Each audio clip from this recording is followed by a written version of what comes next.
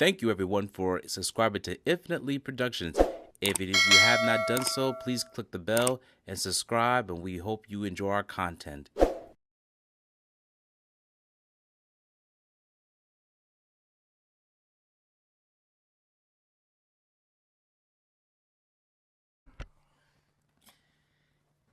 Here's the true crime event of the shooting. According to the Los Angeles Times, a reputed mobster was shot to death in his car outside a popular South Philadelphia diner in what the police said was another attack in an escalating war for control of the Philadelphia's crime family.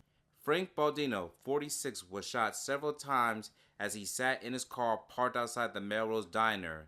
Philadelphia Chief of Detectives Richard Sapelli said, Baldino is believed to be a longtime associate of Joseph Skinny Joey Merlino, who police say is heading a gang of younger men trying to seize control of the mob from the reputed current boss John Stanfa.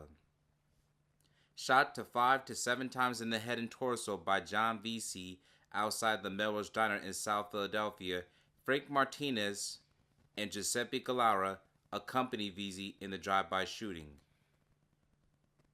And from another article, here's the report.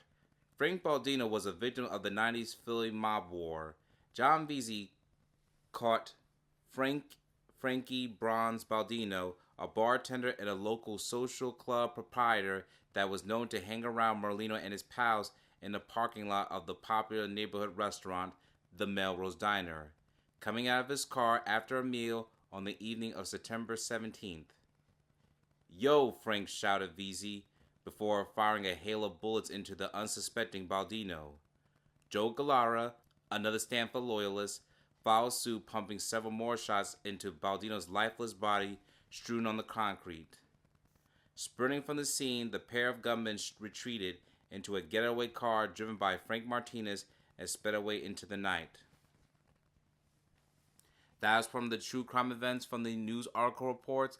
And now you'll see John Stanfa reporting the own crime scene after he became an informant on 60 Minutes to share his story about his relationship with Frank Baldino and the shootings that occurred on that fateful night.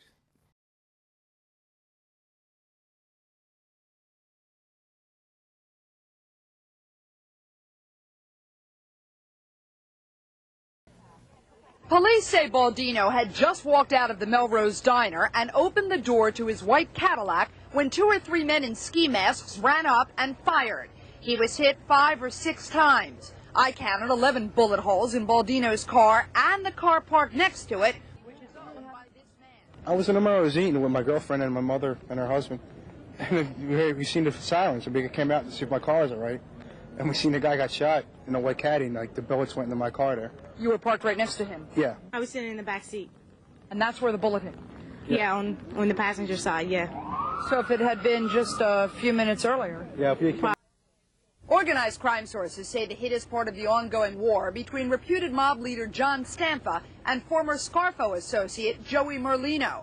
That war also resulted in the attack on Stanfa and his son late last month, and also the shooting of alleged Stanfa associate Leon Lanzalato Wednesday night. It's definitely part of the ongoing war. The gentleman who was shot tonight was part of a rival mob faction. Other mobsters came upon him and a gunfight ensued.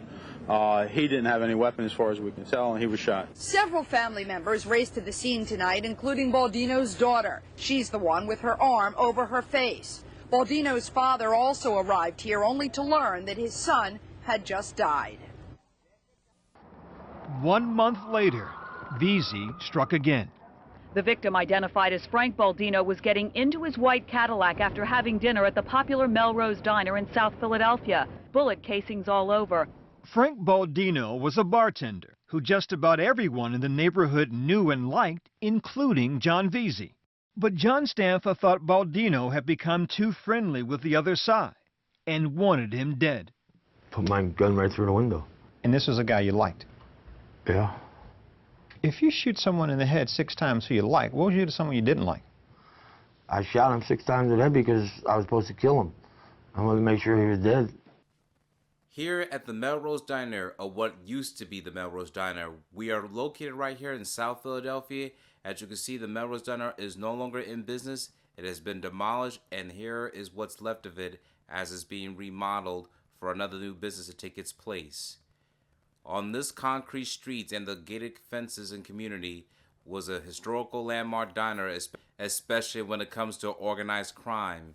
We are located here in South Philadelphia to go over a true crime event in which this had taken place between the faction of John Stanfa and the rising stars Skinny Joey Merlino.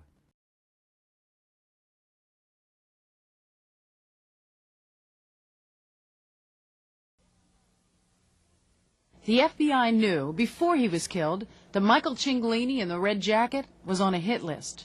Knew that John Stanfa was plotting the death of a young associate who got cute with his daughter, Sarah. Heard Stanfa threaten to pull out the tongue of this enemy, Gaten Lucibello. And listen to what mob figures said after Mario Riccobini got cacked in the parking lot of a South Jersey diner. They heard no sorrow or pity, because Riccobini was an informant who shouldn't have moved back home. They also heard a lot about how Stanfa's food distribution business in Gray's Ferry was the envy of some New York crime figures. Lots of mafia violence still plays out in the streets of Philadelphia, but it's been suspected that the leadership has been across the river in South Jersey for years, and that's what the FBI felt they proved when they started bugging the office of Camden lawyer Salvatore Avina, the lawyer for John Stanfa. Now, Stanfa first made news in 1980 as the silent Sicilian who drove Angelo Bruno home on the night he was killed. He kept his mouth shut when questioned, served time, shaved his beard, grew beefy. By the 1990s, he lived in this house in rural Medford, New Jersey, and the things he discussed in his lawyer's office from October of '91 through September of '93 were all captured on tape by federally authorized wiretaps. Here's some of what the feds overheard. Stanfa and his consigliere, the man on the right named Tony Buck Piccolo, constantly discussed what to do about the local mob's young Turks, Michael Cianglini and Joey Merlino. Stanfa complained about their lack of respect. Tony Buck said they had no brains. In 2 years of listening, the FBI first heard of their plans to make peace with the wise guys that Stanfa called the Little Americans, and then a year later planned to murder them and dump their bodies in quick-drying cement. The wiretap caught Stanfa complaining that he had no local able-bodied hitmen he could count on. Eventually, he hired two to carry out the ambush we can all recall, how Michael Cianglini was killed on a busy corner in the middle of an August afternoon, and how Skinny Joey Merlino walked away with a bullet in the butt.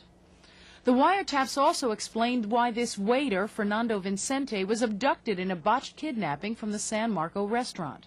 Someone saw Vincente being shoved into a truck and called police.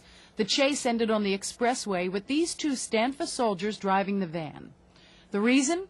Well, Vincente might have been able to reveal the whereabouts of a friend, a pizza maker who'd gotten Stanfa angry when he put the